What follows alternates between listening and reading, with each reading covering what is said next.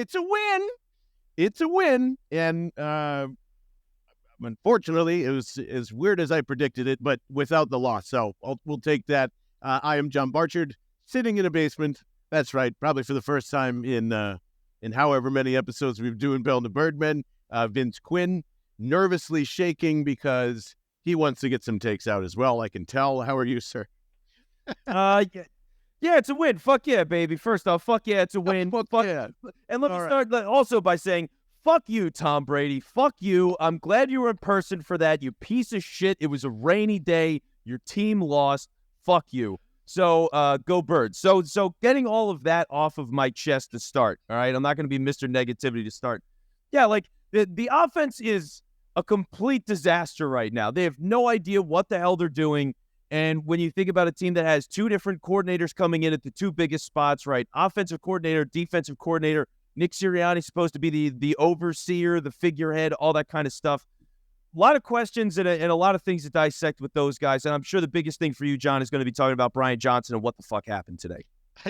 Yeah. In fact, I don't think Brian Johnson called this game at all. I think Nick Sirianni did, because it looked very 2021-ish. And that was what the Discord was saying, at least early on in that first half. As it went on, it wasn't just me that it was, thinking that looked like the Colts last year. And it's weird how I was using that as example as I think this might happen. And it did. We don't know what Brian Johnson does, and it's going to be really easy to point the finger and do that. But in his first game ever away in New England, I don't think Brian Johnson was calling the plays.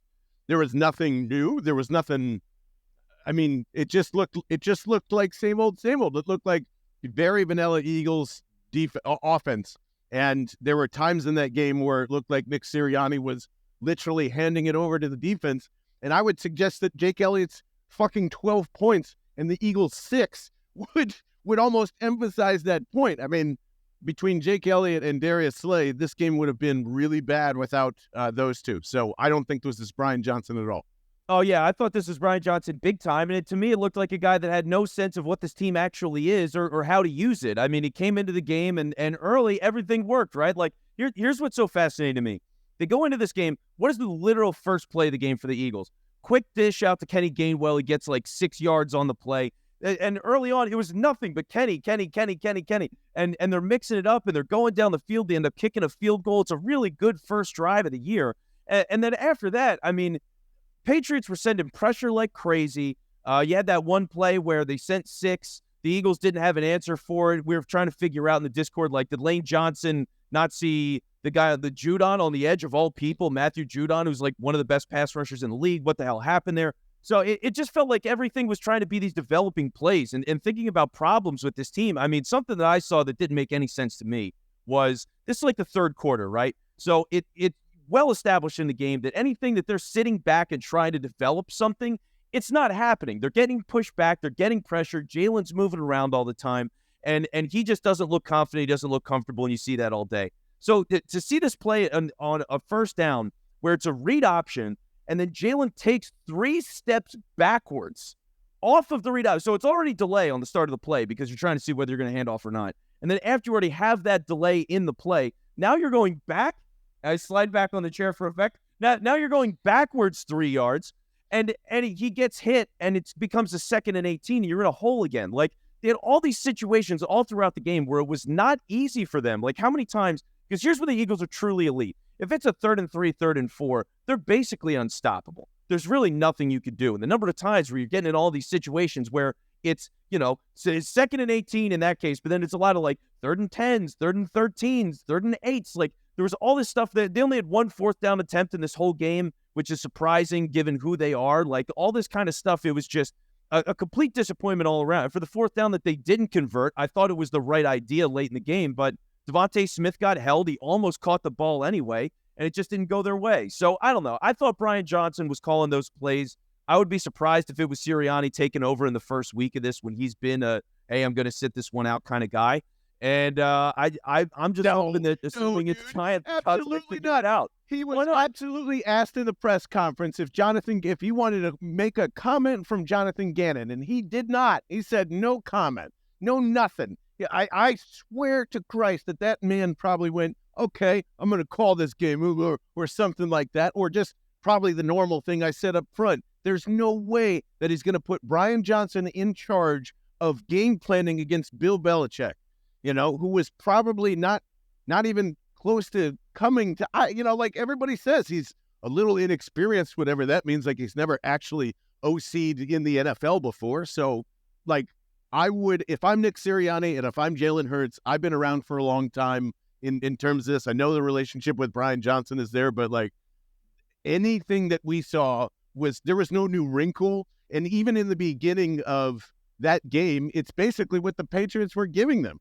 They were running RPO with Kenny Gainwell and they were paper cutting. And then what happened when they squeezed them? Fucking nothing. They tried to go back to all the dumb QB run designs from Jalen Hurts, and that almost cost them the game. Like that. I mean, I still cannot get over that big Jalen fumble towards the end. I thought they were just going to cruise to a nice first down there, and then just the decision making on the 4th and 2. I actually don't hate that they went for it. Honestly, I'm always in favor of ending the game there, but there wasn't really any change or movement in the offense until I saw Jalen Hurts do one of these, like a fucking moose to A.J. Brown and Devontae Smith when they were, I don't know what that was. That was some of the things that I was hopefully coming around to, like when Vince, when you were saying this week about does Jalen have control of the offense, I did finally see a little bit of that when they all did moose fingers to one another and that 70-yard bombs to A.J. Brown and all that other stuff. And I know it was incomplete, but I don't know. It didn't change until really, really, really late. So you might be right, and I might be doing the classic Barchard overthink, but it did not feel to me like Brian Johnson was in control of the offense. Yeah, I don't think he was in control of the offense either, but I thought he was calling the plays. Also fair, yeah. So that's my problem, right? Because I look at this game, and because if we're going through your side of events, right? Let's say this is Nick Sirianni calling the plays. I think first off, that's damning because he's gone from I am a figurehead to I am the play caller now. I thought he was going to trust Brian Johnson, and maybe he doesn't. Like because talking about having him hiring this guy to coach stuff against Belichick and playing against Belichick, that's the job. Like, that's what he was hired to do, so he better be able to do that, and if he can't, then you hired the wrong guy. So I do worry about that. And, like, the frustrating thing was because a lot of things, it's, as much as they won the game, so it's fine. Win, bro. It's damn right it is. God, when you're going for the 1 seed, damn right, a win is a win. So I'll take it. But when you're thinking about what happens with a team where all the things need to click, like, Jalen was bad today, right? He was doing some Marcus Mariota overthrows, like throwing some of the stuff high. They had the missed snap early. That was a weird play. I don't know how much that's totally on Jalen, but something was off there. The team made a bad read here and there. Times where Dallas Goedert was wide open, who didn't have a catch today. Stuff like that. So, yeah, like, he didn't play well. I think there was times where the coaching could have picked him up, and it never did. And so it was just a really lagging game, and they were really sloppy, and the defense saved them. And for as much as people might be frustrated with this game, like, honestly, the defense was incredible today. They were not put in an easy spot. They were on the field for a really long time. They had a hard time getting pressure early all throughout that game, but when it mattered late, Fletcher Cox was great. 2 awesome plays back-to-back. Josh Sweat was getting pressure late. Reed Blankenship was all over the goddamn field in this game. So, like, there was a lot of good things to take away from the defense as much as you can pick stuff apart. So they won this game. They get all the credit when it comes to all this. And as much as I've been down on Brian Johnson, I'm going to give Desai his props because, look, it is a rainy game. You're on the road. It's the first game of the season. And they were able to stick it out and get the win. Get credit to them. Honestly, MVP to the rain, because otherwise I'm not sure if the Eagles score a point. I don't know. Like, that's it. And to Sean Desai's point, and so I critiqued Shio Kapadia on Instagram during our Instagram lives. I'm like, you got to give these guys time. No, that was a much better called game to me in week 1 than anything Jonathan Gannon did. There was, I think, a good amount of mistakes that were made there. But, I mean, considering, everything that kind of switched over, I agree. I thought he called a pretty good game overall. But I will say my main critique probably is that first half. I think you gassed out your dudes full well knowing that, like, they didn't really have a preseason. You're coming off I mean, there was a lot of blitzing going on, and I don't want to deter it. I don't want to, especially after week 1. It was very joyful, and I loved all of it. but I think it tired out that D-line and Fletcher Cox, especially towards the end. Huge plays by him, too. Did you catch that? I don't know if you caught that. You know when they brought in Fletch for like 2 back-to-back plays, Tony Romo, and Zeke was trying to get like a 3rd and 1. I think it was during the 3rd quarter. And Tony Romo, that son of a bitch, tried to like definitely bag on him. He's like, oh, there comes Fletcher Cox. Can the old man do it? Oh, yeah, he did. Like it was. Anyway, I just one, fuck you, Tony Romo. 2, I think Sean Desai kind of tired his guys out there, a little too hyped up in week 1. But that was all I had for that. Well, yeah, but that's like, and part of that is it's credit to the Patriots for calling a good game. They call a really good game, right? I mean, they were doing all Hello, stuff. Brian. He's back. He is back, and look, it's the kind of offense that made him successful and relevant to begin with, right? Quality tight ends. He was doing a lot of stuff there with those guys. Gesicki, Hunter Henry in particular was really good. Dude, the leading receiver for the Patriots was Ramondre Stevenson, which shows you how crazy all of that was. He was tied for catches and yards, number 1 on the Patriots. So when you've got a running back who's known for being a power guy, and he's really gashing you that way because everything underneath was so wide open all game. It's just one of those things where you tip your cap to New England because they were getting the ball out quick, and it wasn't a problem for Mac Jones. But then you look for the Eagles, and what was it? Well, it's sitting back, it's waiting, it's developing, it's not developing. Hurts is running around. For the most part, it didn't work. Like the one play that Hurts had that was really great early was the touchdown to Devontae Smith. I mean, he goes, he's rolling out, he fits into a really tight window into the corner. It was a perfect ball. Smitty grabs it. That was a great play early. It felt like a massive exclamation point, a potential turning point in the game. It didn't go that way, but that was killer. But for Mac Jones, I mean, he didn't look that impressive. He just had a lot of wide open guys, and they were calling good stuff.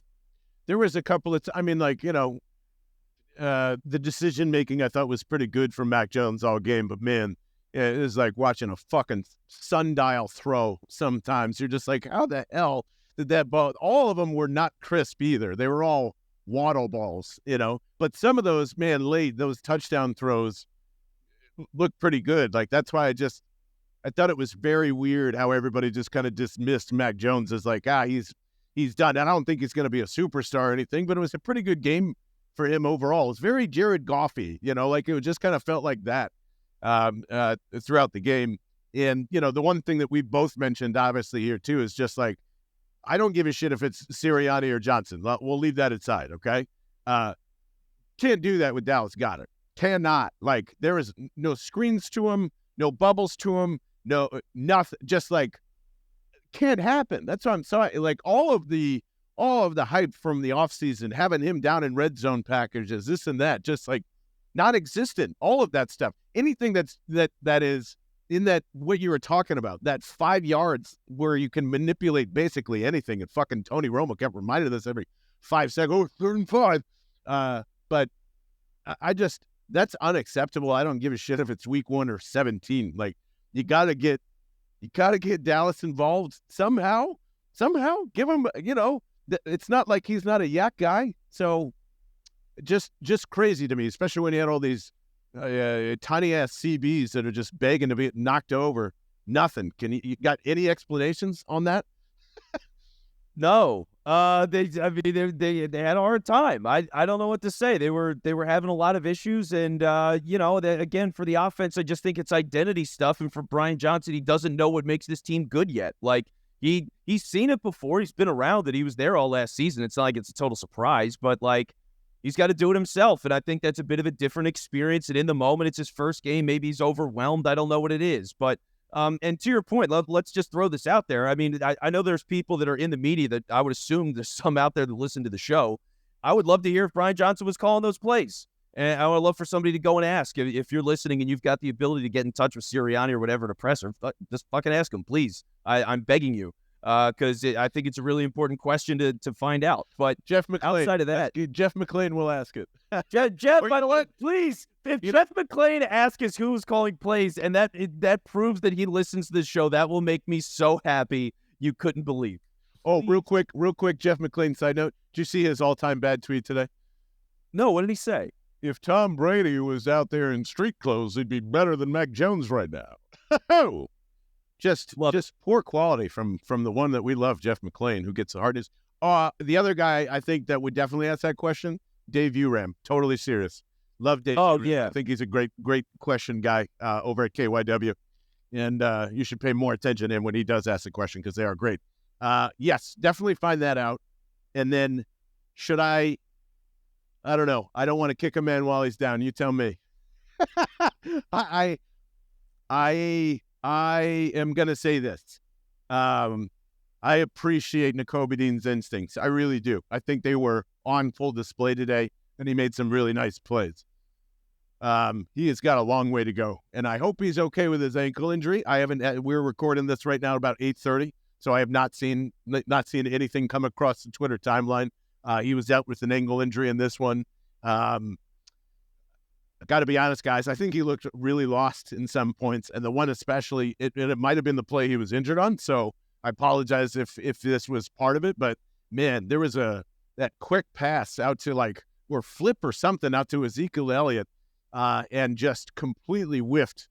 It got called back, I think, on a holding call, and they ended up punting. But it was, there were some times it just looked very rookie-ish for a guy that's been redshirted for an entire year and then gets the signal caller. So despite all that, feel free to chime in there, Vince, on any of that. I didn't know if you watched any of Kobe. I do think that the Eagles are going to be in a very, very lackluster, if not serious situation with the linebackers. How he's going to obviously be very active in between now and Thursday because it's such a short week. But Nakobe Dean and/or linebacker takes from this one, my eyes are open. Let's just say that. Well, yeah, look, so something was clearly wrong with the defense and the communication, right? There were times where the breakdowns were, guys that were 7 yards in any direction, there was literally nobody there. So that's not how this works. It's not what it's supposed to be. So I don't know if that's a linebacker communication issue. You've got a lot of changes at safety and things like that. So wherever it was, they have to figure out what that was, and we'll get a better idea as everybody rewatches this. I think collectively it'll be interesting to see what really happened. But they had a ton of issues. Nakobe Dean, as we're hearing right now from Taylor, wearing a walking boot in the locker room on his right foot. So, yeah. Per Jeff McClain.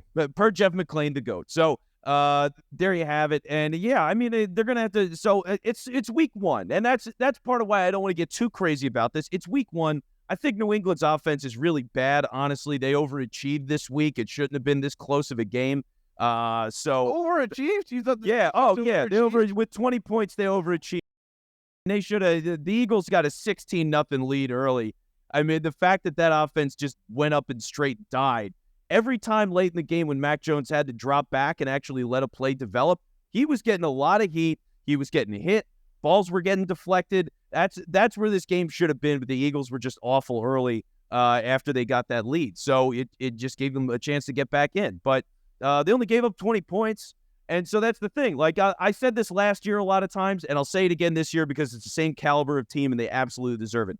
This is how fucking good they are. This is how talented they are. This is how much better they are than most of the teams in the league that you can in the first week, in the rain, on the road against one of the best coaches in the history of the league. You can play like shit, have everybody feel miserable, and still win 25-20.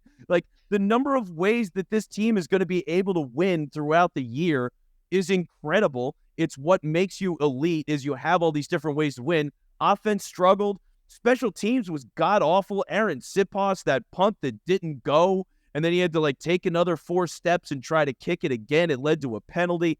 All those kinds of things. Really ugly in a lot of different spots. Big kickoff returns.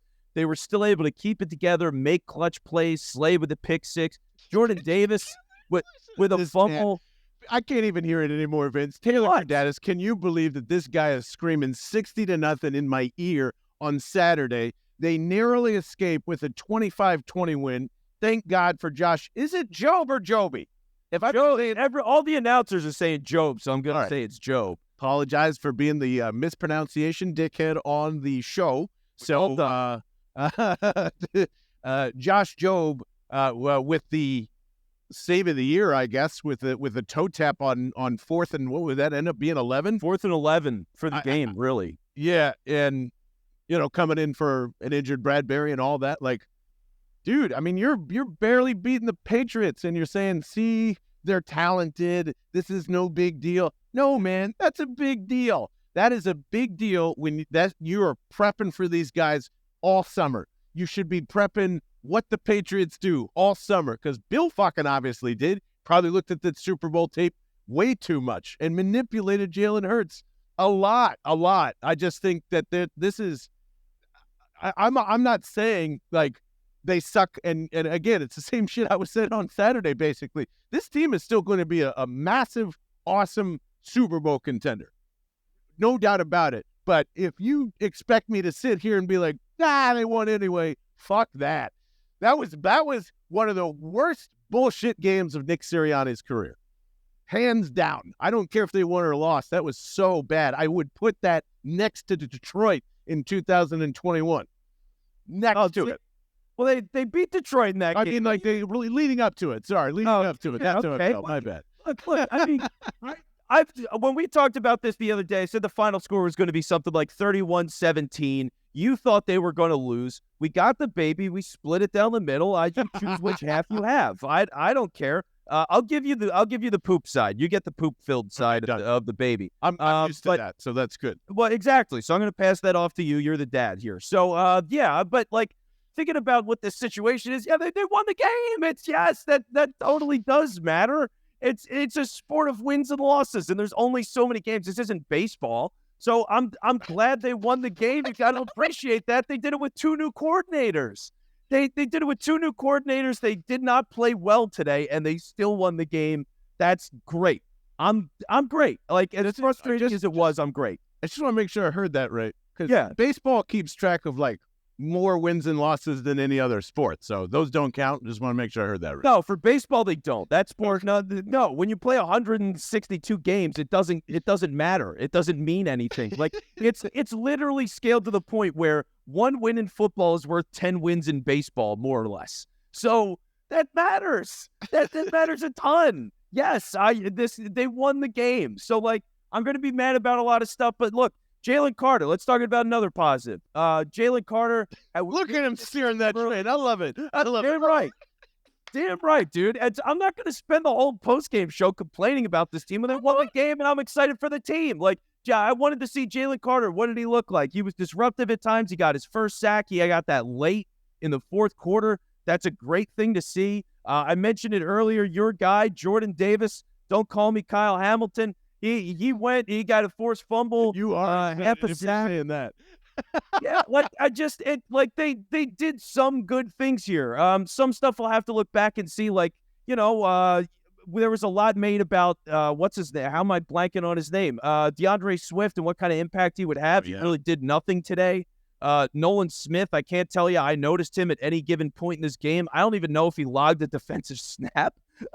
So. No idea. Oh, he got one tackle. Maybe that was special teams. Maybe it wasn't. So, like, there's stuff to check out here. But I think on the base level, I mean, some of the things still work. AJ looks great. Devontae looks great.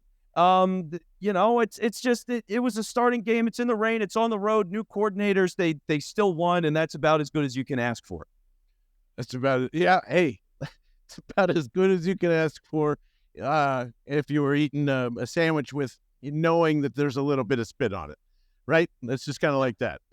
It's like, yeah, tastes good. Mix some mustard. Angelo's cheesesteak. I'm just gonna forget that Taylor spit on this last half end of it, and I'm gonna eat away because we know it's delicious. So I get it. I just, oh yeah, here. I'll join the party. Man, what an idiot I was about DeAndre Swift, huh? Just nothing. It was the entire Kenny show, right? There was a blink of Bosco and nothing really else, right? I just, other than like, there was nothing weird. I already mentioned the linebacking situation with the roster moves and all that. That really kind of like startled them. But Kenny was just the man today. So I don't know. Maybe there's a reason why Detroit got DeAndre Swift. But I don't know. I know. Well, here's the last thing that I do know. When is the first ridiculous criticism of Jalen Hurts coming? I'm going to say Monday by 1 p.m. Somebody will have something. That is. Are we sure that Jalen Hurts is not going to go into a slump this year? Who's it going to be? Well, yeah, I mean, it's probably been said by a million people on the Discord and Twitter and all those other places already. I'm imagining it's creeping out. But, like, yeah, who writes the first article on it? If you want to take bets, I'm going to say Marcus Hayes. But, yeah, outside of that, yeah, I mean, it's definitely going to come this week. People planting the seeds of doubt and whatever. It's, it's going to get you clicks. It's going to get you attention. And as much as Jalen was rattled today, because it's not like he was just off a little bit. He was shaky. His feet were moving a lot more than they should. Like, he was all over the place today. He's still one of the best quarterbacks in the league, and I'm not worried about it. It's just, this is going to happen sometimes. You're not going to be perfect every single game. All the best quarterbacks go through games like this, and he's one of the best quarterbacks, and he's just going through it. So I'm not going to overreact to it. I want to see what everything looks like on Thursday. It's not a lot of time to correct stuff, but they got to fix something, because the way they ran it this week, that's not going to work. What was his best play today? He had one play, and I hate to say it because they loved these draw runs, these shotgun runs, but he did have one where it was like 3rd and 11, and he converted it. He got 14 yards. That was a really good play. I mentioned the Smith touchdown earlier. Yeah. That was a pretty good play. So that was, some of those. Yeah. Are you hitting at anything there, Taylor? I mean, it's something I was saying last season. Like, any design run for Jalen Hurts, I don't understand. Like, you have all these weapons on offense. We love all these receivers. You have, 3 different running backs that you can use that are, quality or on that level. Like, why are you putting him in danger? Why is he gonna get contact? Like, we saw the fumble today. He got injured last year. It's just not a necessary play to run. It's their go-to when they're in deep shit. That's what I'm saying, man. That is.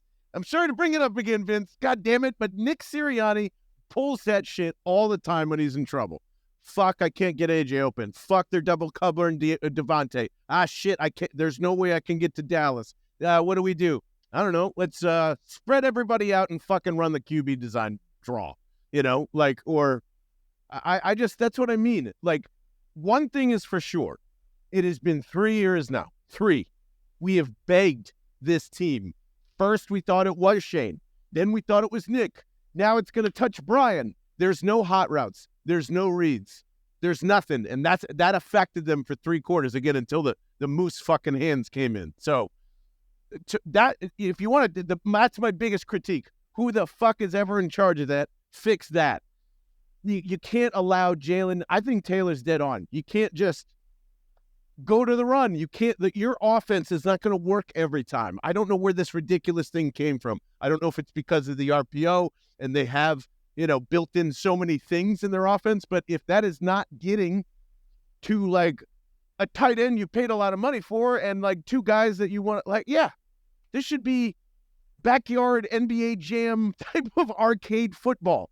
And we didn't get close to it today. Well, yeah, I mean, sometimes should they have the ball where it's just snapped and fired? Yeah, goddamn right. Like, and they needed that badly. Hot reads, all that, 100%. That was the kind of stuff that I was more geeked up for than anything, was doing audibles and moving it around in space, like giving Jalen control of things to manipulate a defense. You saw some signs of it here and there, but yeah, it wasn't enough. But to the idea of running the ball, I mean, for me, that's what makes him one of the best players in the league. And if you're not running the ball with him all the time, he's not as good as he can be. You're actively. I'm just saying, I would rather have Jalen Hurts for 4 years and have him run for all of those years than have him for 10 and not have him run at all. I mean, I know, and we're not saying not run either. It's just when the offense gets in trouble, that's their way out, and you can't do that all the time. No, you can't. When it works, I mean, look, they shouldn't be. The problem is they're getting into holes, but the upside of it is he won games for them last year. I mean, Arizona, Indianapolis, things like that late in the game to drive. Did he not win those games with his legs and do MVP shit? No, you're right. It's just the 2 teams. It just sounded so bad after today. That's all. You were right. You're right.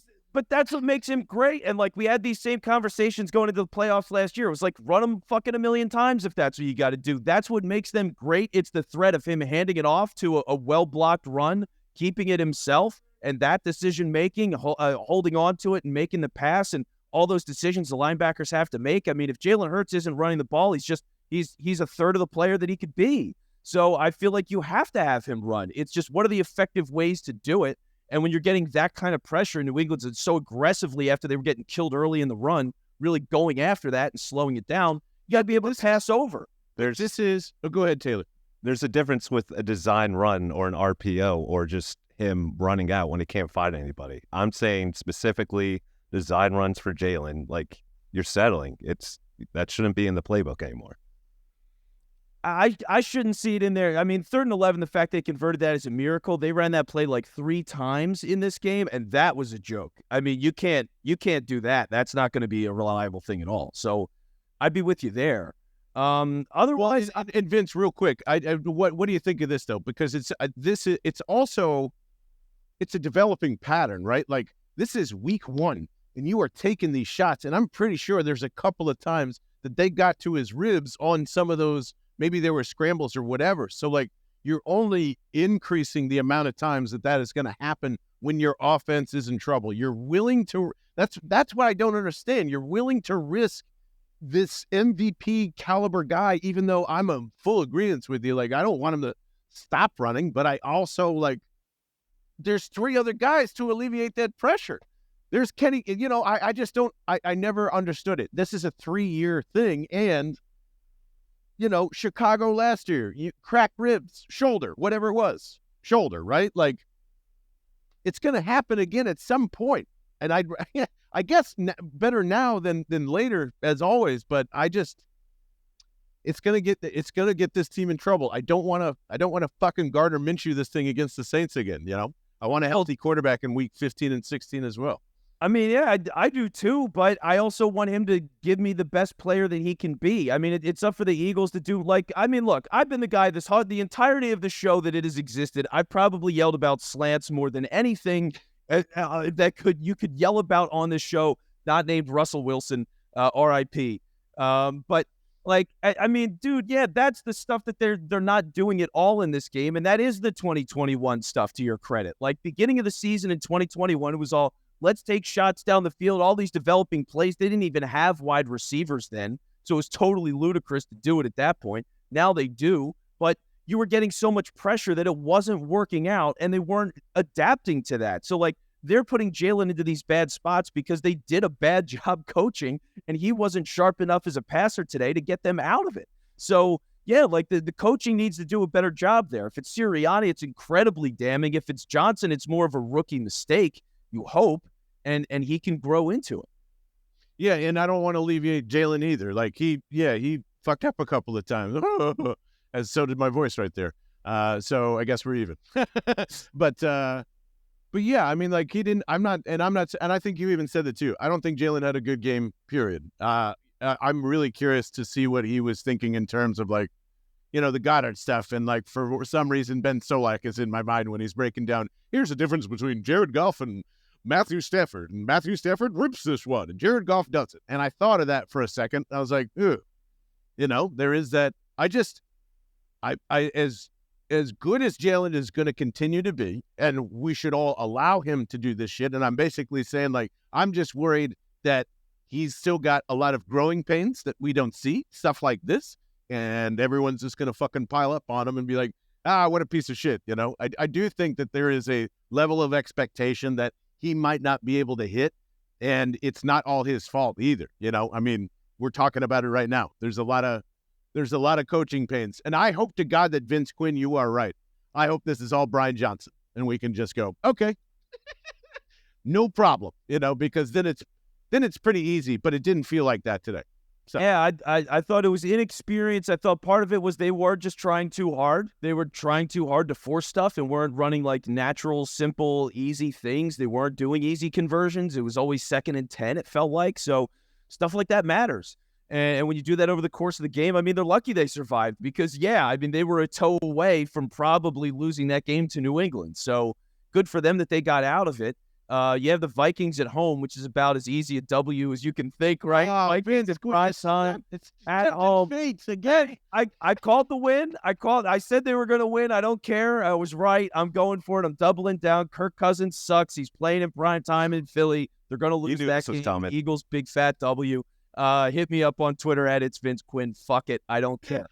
I don't. I think they're a better team and they're going to win the game.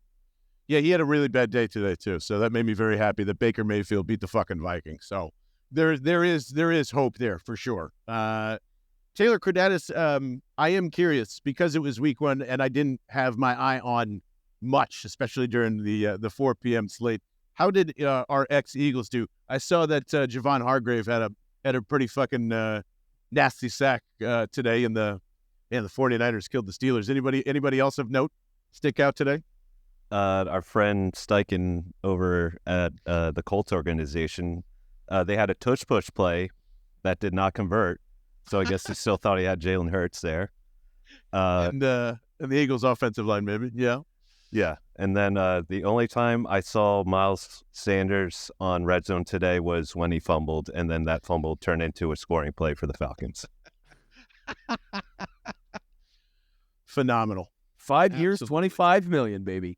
I was wondering why Desmond Ridder had such a poor line and they had such a massive game, and now we know why. There you go.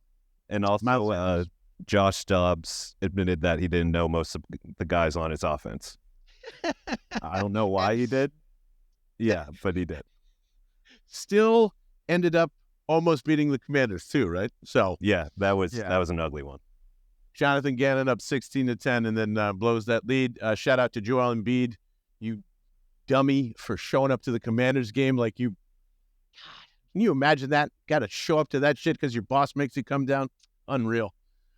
Josh Harris, you suck. The Eagles do not. They are 1-0.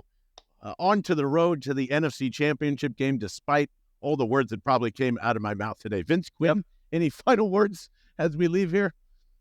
I said at the start of the show, I'll say it again. Fuck you, Tom Brady. You suck. Go Birds. I'll second that. Fuck you, Tom. Go Birds. See you guys.